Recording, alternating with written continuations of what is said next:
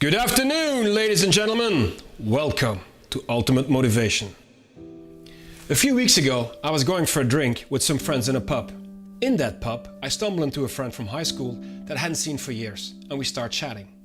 After a few beers, she tells me that she's a biologist, that she studies fruit flies and fleas.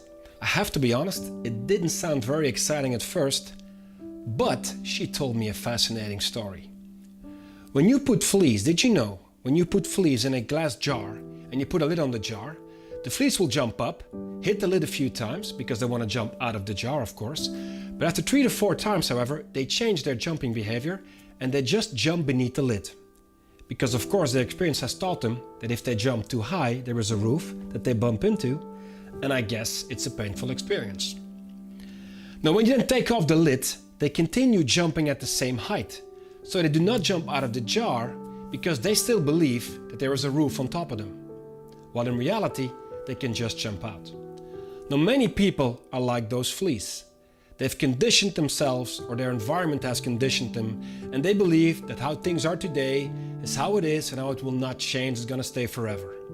They've put an imaginary roof on their lives and careers, while in reality they just need to jump higher. Now let me tell you another story from the ancient Greek writer Aesopus. One day, a group of frogs is hiking through the woods, and suddenly 2 of the frogs fall into a deep hole. The other frogs gather around the hole looking down at their 2 poor frog friends, and they see how deep the hole is, so they tell the frogs inside, "Guys, it's impossible to get out of the hole."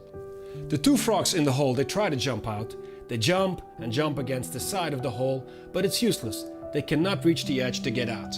On top of that, every time they come down, they fall on their back, hurting themselves. Now the other frogs on the side of the hole keep telling them to stop trying. It's useless, the jump is just too high. You're just gonna continue hurting yourself without getting out. Just accept your fate, lay down, relax, and accept that you're going to die. One of the 2 little frogs listens, lies himself down, and he dies.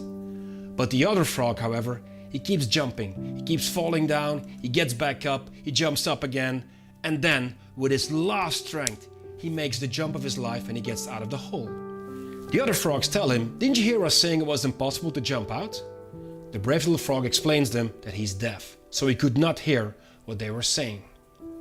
Now, ladies and gentlemen, in your lives, there are gonna be always people that will tell you that you cannot do or not reach something that you wanna achieve in life. Do not listen to those people. Be like a deaf frog. To close today's talk, let me give you 3 examples of real-life deaf frogs.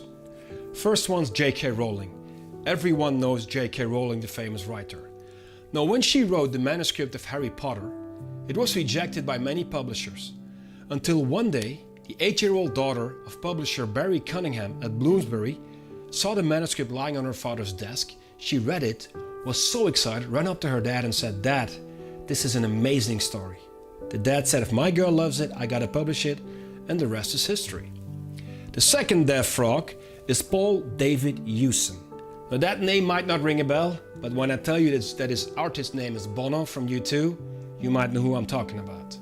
Now when Paul or Bono sent in U2's demo tape to RSO Records, a very big record company at the time, they sent him the following message. "Dear Mr. Hewson, thank you for submitting your tape of U2. We have listened with careful consideration. What we feel is not suitable for us all at present. We wish you luck with your future career." Right, smart move, Mr. RSO Records. And then finally, the third deaf frog, and this person actually became deaf later in his life, is Ludwig van Beethoven. His first violin teacher told Beethoven's father that his son had no musical talent whatsoever. Now Beethoven's father decided not to listen and teach himself his music to his son. Thank God he did, thank God he was a deaf frog, right? So, here's my message to you. Do not listen to people that say it cannot be done. Be a deaf frog and jump out of the hole. Thanks for listening. Want to hear more motivational stories? Just press subscribe on this channel. Keep punching. Hear you next time.